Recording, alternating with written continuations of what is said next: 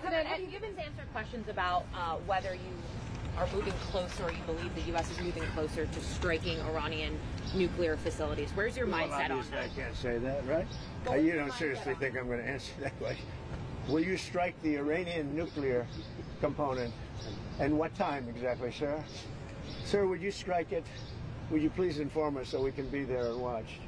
I mean, you don't know that I'm going to even do it. You don't know. I may do it. I may not do it. I mean, nobody knows what I'm going to do. I can tell you this, that Iran's got a lot of trouble, and they want to negotiate.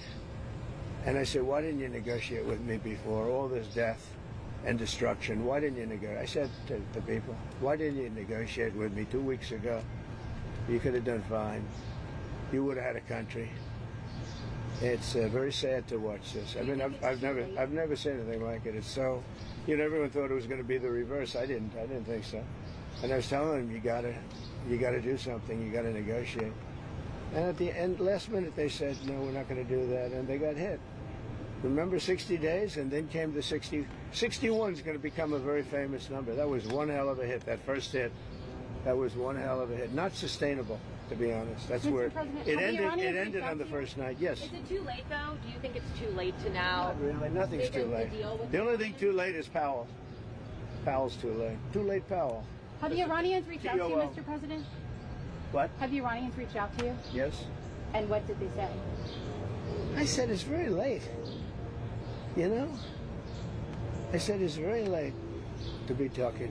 Mr. President? We may meet. It's I don't know. There's a big difference between now and a week ago, right? Big difference. President, you said you may be just about said we may meet. Was this about Vance and with possibly going to talk about? It's about anybody. They even suggested they come to the White House. It's a big difference.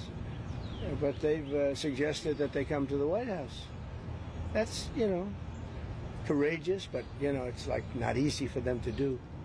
But they suggested, because I can't go now because of what's going on. I had to come back early from the G7, which was terrific, by the way, in Canada. Really terrific. Good people. Is there a possibility of next week or sooner that you're... Well, I don't know how much longer it's going to go on. They're totally defenseless. They have no air defense whatsoever.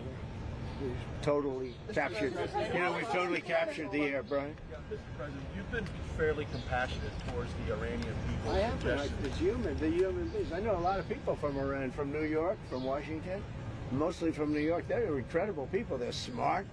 They're energetic. They can be difficult, but so can you. You know, no, they're great people. They're smart people. And those people are getting the hell beat out of them now. And it's really a shame. It's so stupid. It's so stupid. This is another one. You know, Russia, Ukraine is so stupid. Would have never happened if I was president. You guys agree with that, right? Would have never happened if I was president. Putin would have never done it. And I spoke to him yesterday, and I said, you know, he actually offered to help mediate. I said, do me a favor. Mediate your own. Let's mediate Russia first, okay? I said, Vladimir, let's mediate Russia first. You can worry about this later. But I think that's going to work out too, but it's so many people have been killed. The big thing with that one is far more people are dead than have been reported in the Ukraine, Russia. Many, many more people. Mr. President, falls down, they say nobody was hurt. You know, so. What does unconditional surrender mean? Well, you know what it means. Unconditional. Can you explain it for those who don't? Very simple don't? words. Very simple. Unconditional surrender. That means I've had it. Okay, I've had it. I give up. No more. Then we go blow up all the all the nuclear stuff that's all over the place there.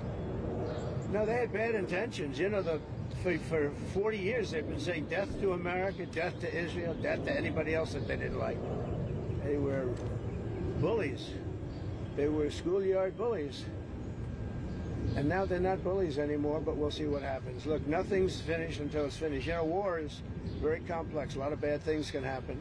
A lot of turns are made, so I don't know. I wouldn't say that we won anything yet. I would say that we sure as hell made a lot of progress, and we'll see. The next week is going to be very big, maybe less than a week, maybe less. But is there anybody here that said it would be okay to have a hostile, very, zealots really, but to have a hostile country have a nuclear weapon that could destroy 25 miles, but much more than that, could destroy other nations just by the breeze blowing the dust. You know, that dust blows to other nations and they get decimated. This is just not a threat you can have. And we've been threatened by Iran for many years. You know, if you go back and look at my history, if you go back 15 years, I was saying we cannot let Iran get a nuclear weapon. I've been saying it for a long time. I mean it more now than I ever meant it. Yeah.